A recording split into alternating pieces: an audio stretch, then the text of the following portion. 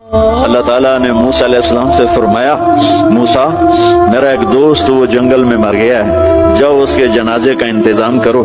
اور اعلان کر دو جو اس کے جنازے میں شریک ہوگا اس کو بھی معاف کر دوں گا۔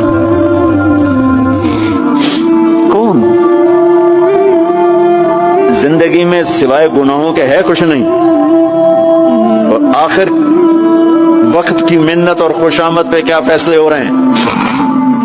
لوگوں نے دوڑ لگائی، آگے دیکھا تو وہی نوجوان شرابی، زانی، جواری، بھیڑا۔ موسیٰ یہ تو وہ ہے جس کو ہم نے شہر سے نکال دیا تھا،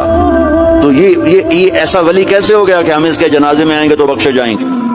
تو موسیٰ علیہ السلام نے اللہ سے پوچھا یا اللہ تیرے بندے کہہ رہے ہیں کہ یہ بہت برا ہے، تو کہہ رہا ہے میرا دوست ہے، تو میں کیا کروں؟ تو اللہ تعالیٰ نے فرمایا موسیٰ یہ سچ کہہ رہے ہیں اور میں بھی ٹھیک کہہ رہا ہوں، یہ ایسا ہی تھا جیسے یہ کہہ رہے ہیں، لیکن جب اس پر موت آئی اس نے دائیں دیکھا،